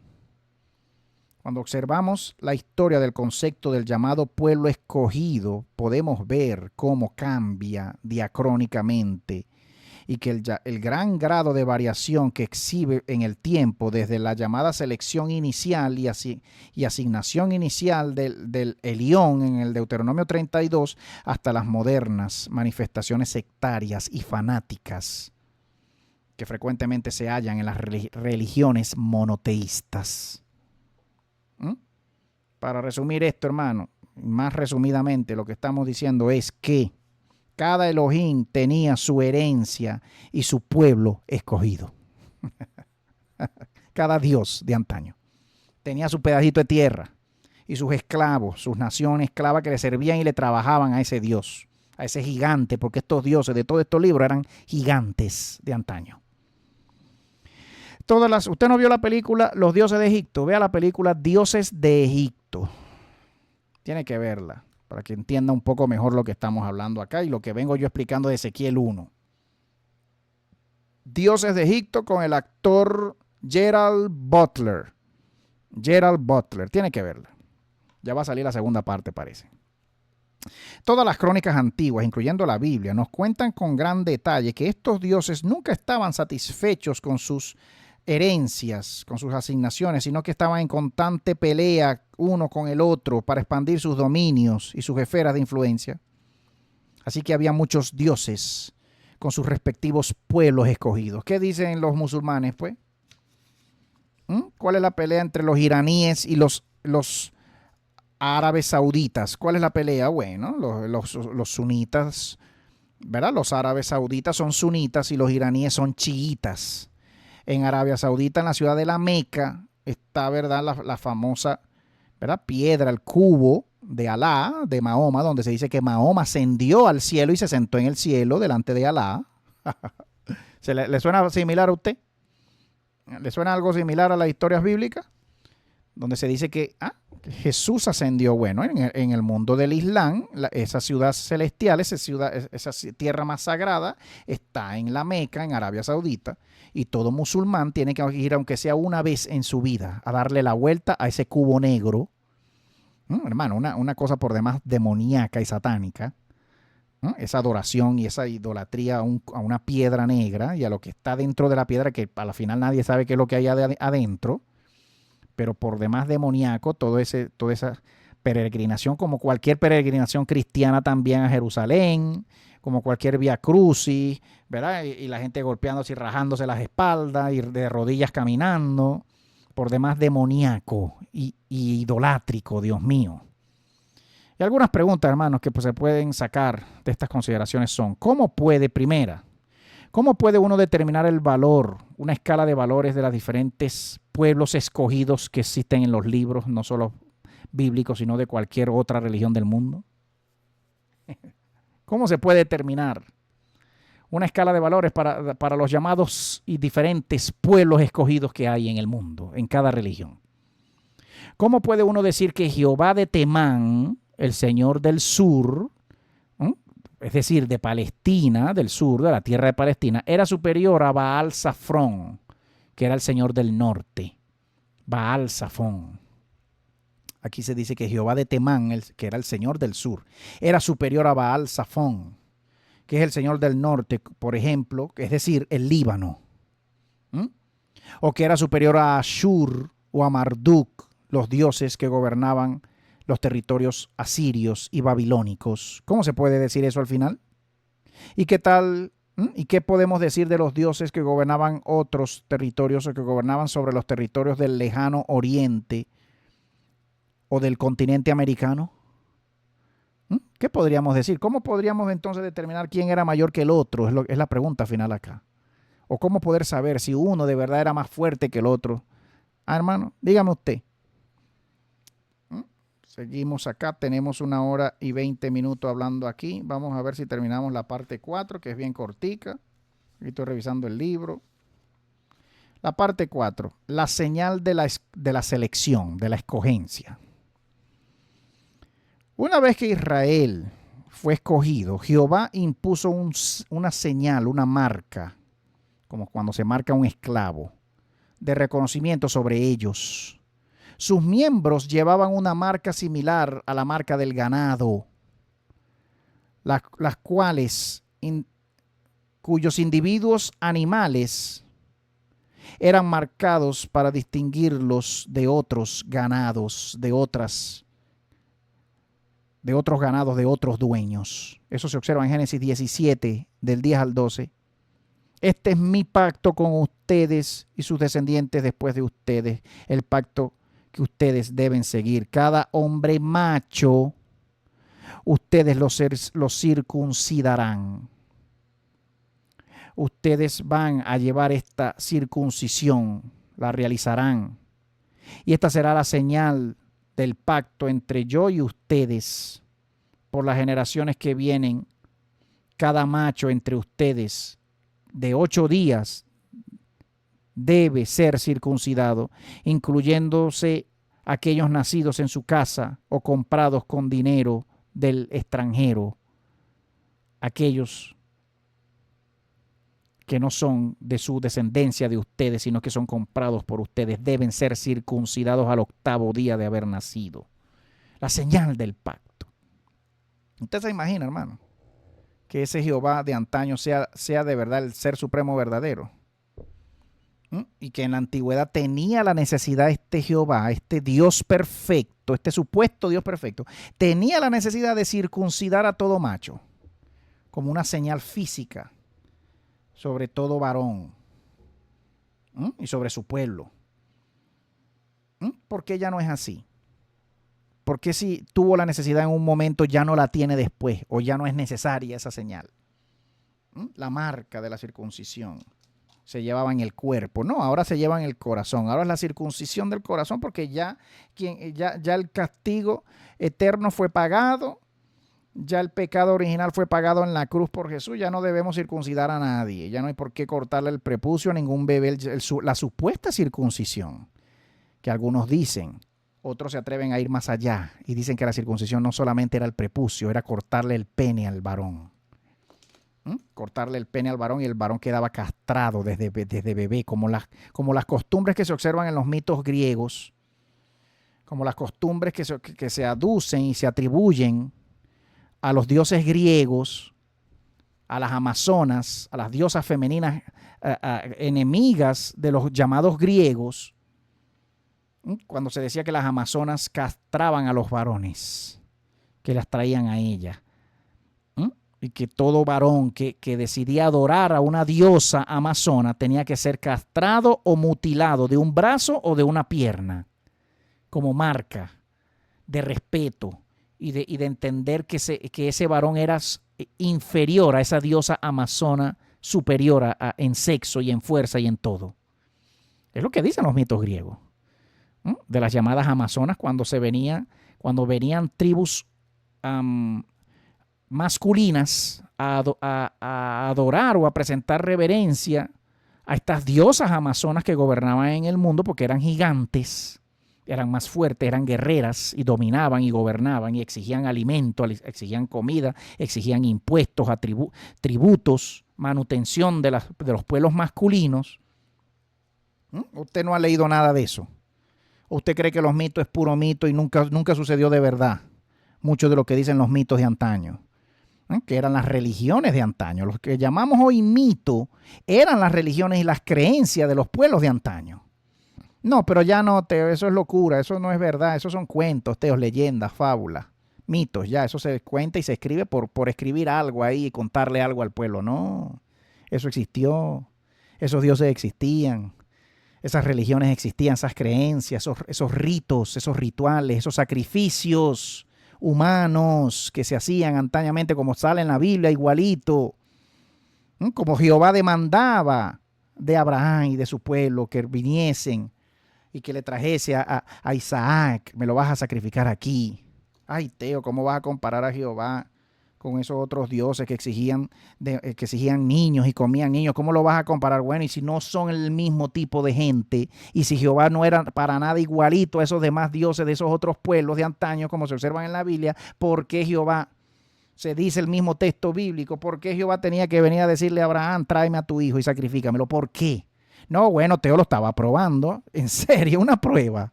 Esa es la prueba del Dios perfecto. La prueba de la fe del Dios perfecto para los que le obedecen. Decirte a ti, decirme a mí, o haberle dicho a un hombre en la antigüedad, o a todo un pueblo, como dicen algunos, que Abraham era una raza de individuos, que Abraham no era uno solito.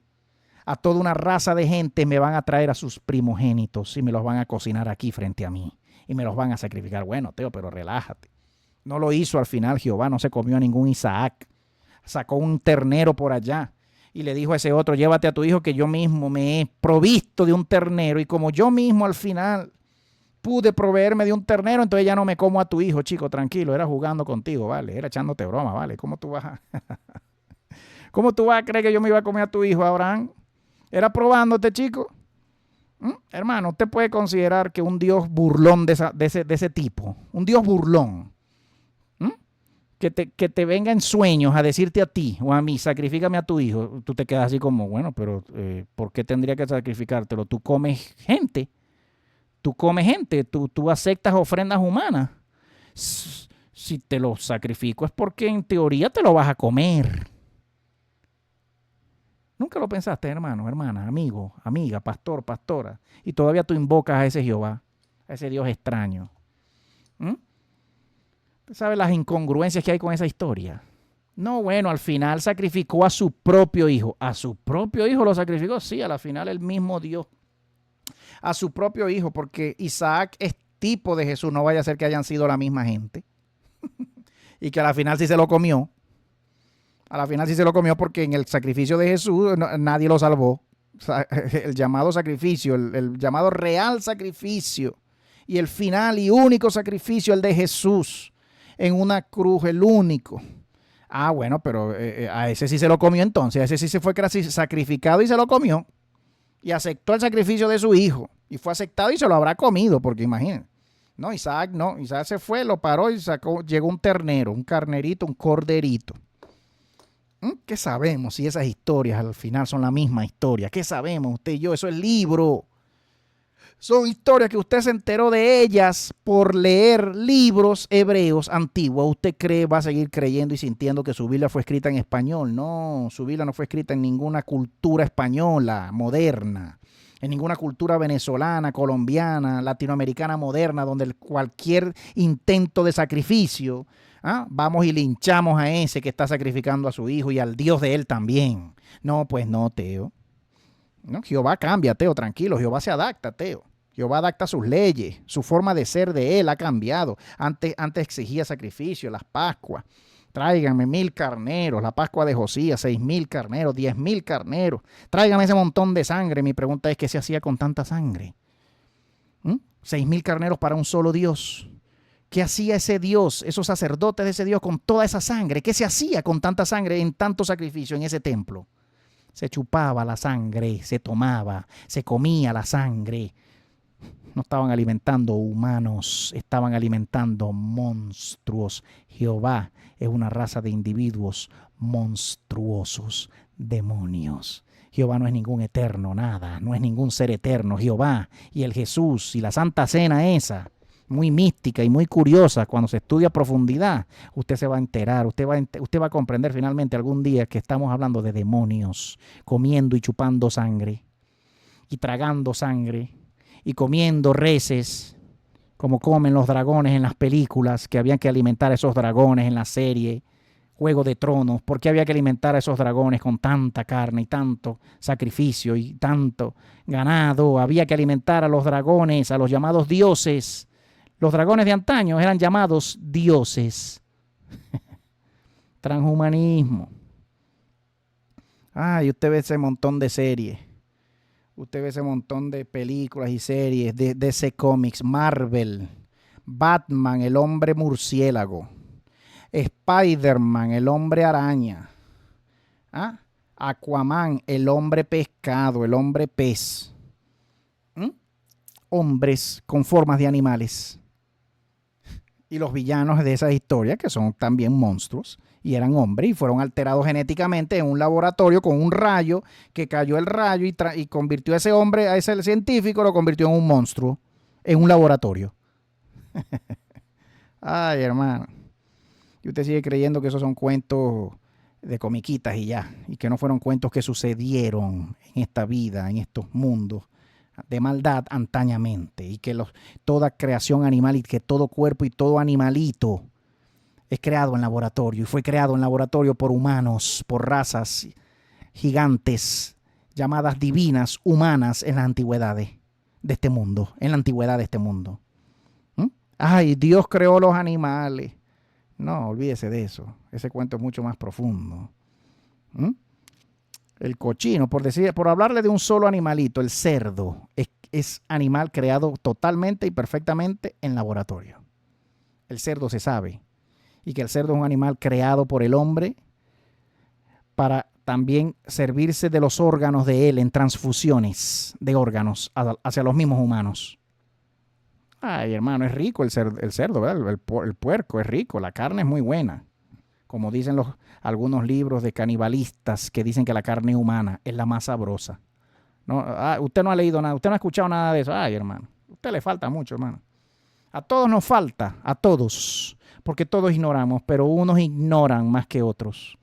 Unos leemos, investigamos más que otros, y todos deberíamos querer saber más, querer investigar más.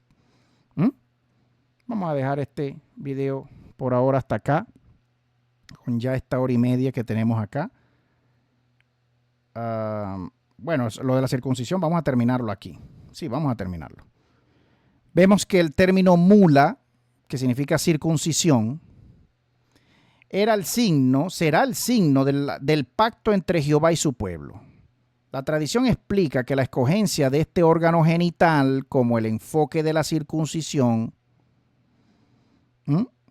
a causa porque, permítame acá. Debido a que la piel, debido a que es la piel, es la única parte del cuerpo, es la piel de la única parte del cuerpo que puede ser removida sin causar mutilación, supuestamente es la explicación que se le da. Sin embargo, no podemos menos que notar otro aspecto de la llamada tradición, que la llamada tradición no enfatiza con respecto a lo que llamamos la circuncisión. El resultado de su signo, de su marca física, el resultado de ella es una marca física distintiva, escondida pero verificable siempre que fuese necesario. Los miembros del pacto se identificaban de esta manera. Que se identificaban de este modo también eran guardados bajo control, también eran tenidos bajo control, como podemos ver cuando se consideraba la historia, cuando se cuenta y se considera la historia de Sodoma y de Gomorra. Es Jehová quien dice así, sin ninguna duda interpretativa. Jehová es el que habla en Génesis 17:11 cuando dice, y serán una señal, será por señal, dice así, del pacto entre ustedes, entre yo y ustedes. Si esto no fuese suficientemente claro, Jehová le da un mandamiento, directo en el siguiente verso. Un hombre incircunciso será cortado de su pueblo. Hombre que no sea circuncidado será cortado de su pueblo. Ha roto mi pacto. Ay, hermano, todo lo que se dice y lo que se puede investigar con respecto al tema de la circuncisión. Pues en la religión cristiana no se practica, pero basta saber los judíos, si los judíos en efecto todavía lo practican, como algunos dicen que sí, que los judíos todavía cortan el prepucio del bebé a los 8 días de nacido. Hay textos, hay libros que dicen que el prepucio del bebé, el prepucio, si no es todos los testículos de los bebés, porque si no se hace hoy en día, se hacía antes, como también se oye el tema de la ablación, femenina en África, se corta el clítoris de la mujer como rito y como tradición religiosa, y supuestamente para evitar que la mujer sienta placer. Cortaban las tribus africanas y todavía muchas tribus africanas practican la ablación del clítoris femenino. Dejan a la mujer sin deseo, sin mayor o sin mucho deseo sexual, porque en el clítoris, en el frotamiento del clítoris, ¿verdad? Es que la mujer encuentra mucho placer sexual. Por fuera, en el área del clítoris, y por dentro, en el llamado punto G. Eso lo sabemos, ¿verdad? Nada escandaloso lo que estoy hablando aquí, ¿cierto? Estoy hablando de ciencia y de biología, ¿cierto? Humana. Pero todo el tema de la ablación de las niñas, mujeres jóvenes, desde niñas se practica eso.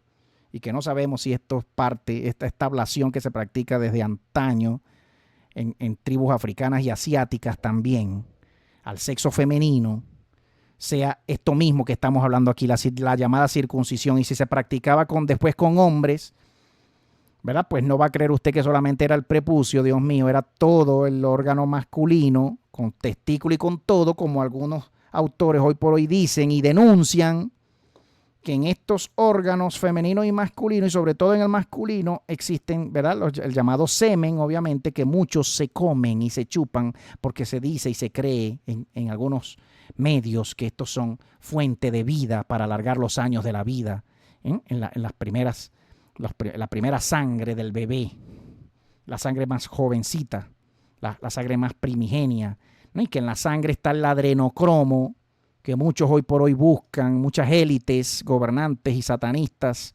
buscando producir adrenocromo a partir de la excitación de la adrenalina, de la oxidación de la adrenalina en los niños, en los más jovencitos, los más chiquitos.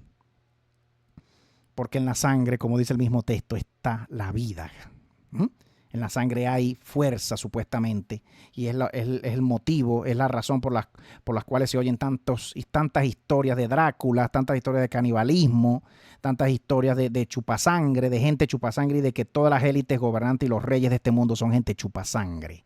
Porque, y que a partir también del prepucio de los varones, supuestamente se sacan los polvo, y que muchas empresas, hoy por hoy, en muchas denuncias que algunos llaman conspiranoicas, conspiranoicas, de mucho prepucio del varón se saca hoy por hoy mucho polvo que las mujeres se echan encima, como se ha visto a varios famosos actores famosos de Hollywood hablando de ese tema y diciéndolo de frente en sus programas de televisión. Ha salido, hay videos de YouTube, usted lo puede ir a buscar. Todo el tema de la circuncisión, hermano, es un tema muy sospechoso. Muy sospechoso. Mire todo lo que le he contado con respecto a este tema de la mutilación conocida como la circuncisión de los judíos. Ay, hermano, este mundo es malo, hermano. Este mundo es malo. Las élites judías que gobiernan el mundo son gente caníbales, hermano. Son gente chupasangre, son Dráculas, hermano, son demonios. Tienen pacto con los demonios, hacen pacto con los demonios, hacen rituales de iniciación para los nuevos. No, en todas esas sociedades secretas, en todas esas logias, hermano, olvídese de eso, hermano, mire. Usted tiene que conectar lo que lee con lo que usted ve y observa en el mundo. Leer estas historias en la Biblia sobre la llamada circuncisión y hacerte el loco, y hacerte el ciego, el sordo, el mudo, y no conectarlas con los temas de la ablación femenina, con los temas de estos que te estoy contando, con las empresas que producen productos cosméticos que necesitan células madre, de los testículos del varón y de los ovarios y de las partes genitales femeninas de la mujer, para poder tener acceso a células madre y poder rejuvenecer la piel y vivir y mostrarse más joven, la búsqueda de la fuente de la juventud, los llamados mitos de antaño, de la búsqueda de la llamada fuente, del elixir de la juventud. Usted no ha visto películas, no ha leído libros, hermano. Ay, hermano. Bueno. Será cortado de su pueblo, ha roto mi pacto. La piel del circuncidado es la señal más importante de pertenecer al grupo del pacto. Y cualquiera que no lo realizara, que no la poseyera, que no la tuviese encima, será cortado. ¿Qué significa cortado? ¿Será asesinado? Hace la pregunta aquí el autor. ¿Qué significa esto de será cortado? ¿Asesinado o qué? Entonces el que no venía a Jehová, y si salía por allá alguien y decía, yo no quiero que mi hijo me lo esmochen, yo no quiero que a mi hija me la mochen, era asesinado y ya. Y Jehová mandaba asesinar, y ese es el Dios perfecto, ese es el Dios todo amoroso que usted todavía invoca. Mire mi cara, hermano, mire, observe mi cara. Ese es el Dios perfecto que invocamos los creyentes, los cristianos y los judíos. Ese es el supuesto. Es un demonio, hermano. ¿Hasta cuándo no se da cuenta usted que estos libros están hablando de demonios y de prácticas y de sacrificios a demonios? Y que a usted se le ha puesto y se le ha obligado y se le ha hecho creer y se le ha engañado, haciéndosele creer a usted y a mí, al mundo entero, que son los dioses o que son el Dios único y solito Dios. Supremo y todo amoroso. No hay ningún amor en estos dioses, en estos libros, en ningún libro. Ni judío, ni hinduista, ni pakistaní, ni chino, ni japonés, ni nórdico, en ningún libro se observa ningún Dios perfecto, ningún ser supremo, inteligente, perfecto y todo amoroso. No lo hay, no existe libro en el mundo. Porque el ser supremo perfecto no se lee. El ser supremo todo amoroso se vive, no se lee, no está en libros. En libros solamente vamos a encontrar a demonios. A los demonios son los que vamos a encontrar en los libros. ¿Hasta cuándo usted no se da cuenta de eso? Conocemos que este tratamiento de la piel también tiene una significancia higiénica que no es secundaria, especialmente en la forma de vida donde no es fácil seguir prácticas de higiene personales simples. Sin embargo, los dos aspectos son coherentes. Estamos lidiando aquí, en efecto, con dos objetivos logrados por una misma acción: la fidelidad simple y los requerimientos supuestamente higiénicos. Dice acá el autor finalmente, para terminar estas primeras 4 partes de este capítulo 9 en este 20º video de la serie Los dioses falsos de la Biblia.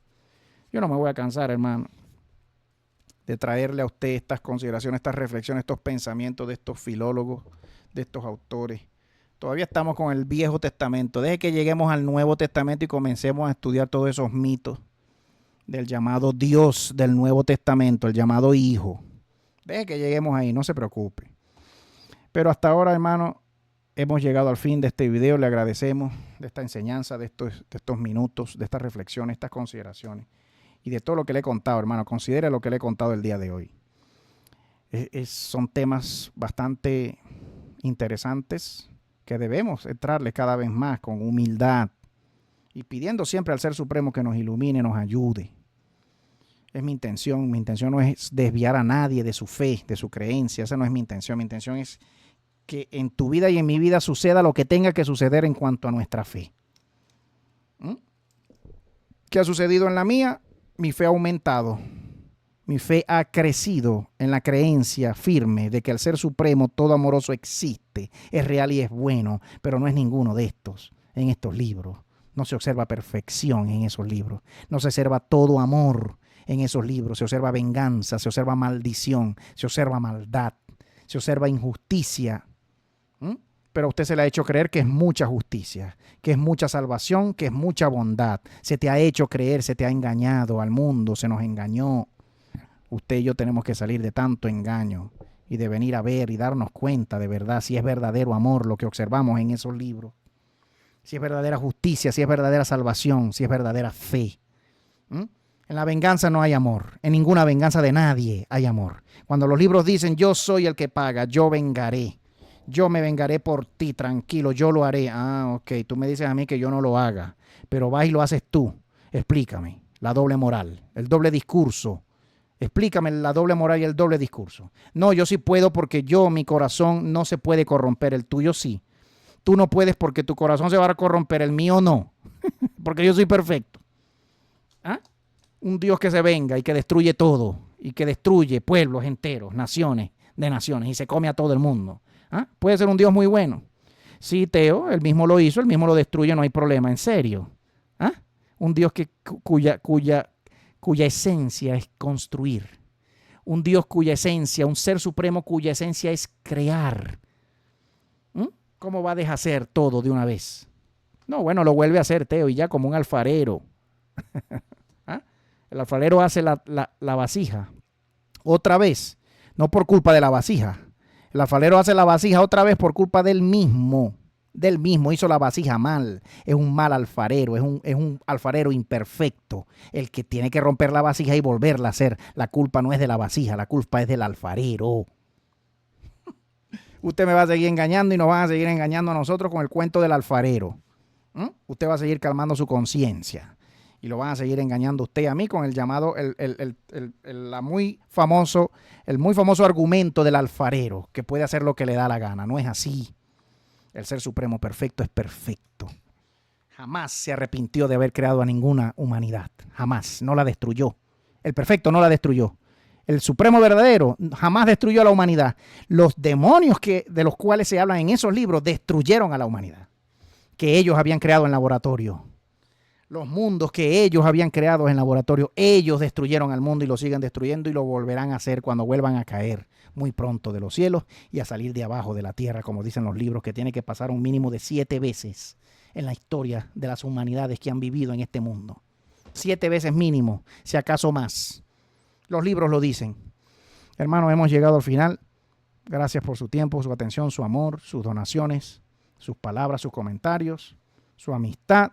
Oramos los unos por los otros. No se olviden de orar por mí, por mi esposa, por Venezuela, por Colombia oramos, por sus gobernantes, por sus pueblos, por sus economías, por las vidas, por las almas. Oramos por las almas, por el bienestar de las almas.